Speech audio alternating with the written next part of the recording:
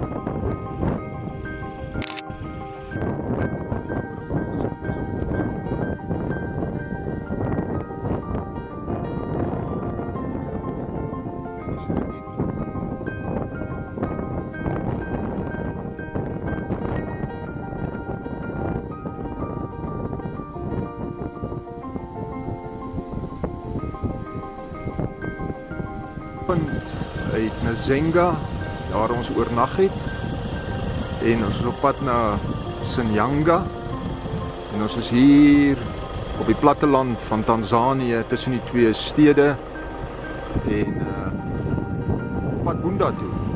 Ons sal so namiddag se kant in Bunda wees. Pragtige wêreld.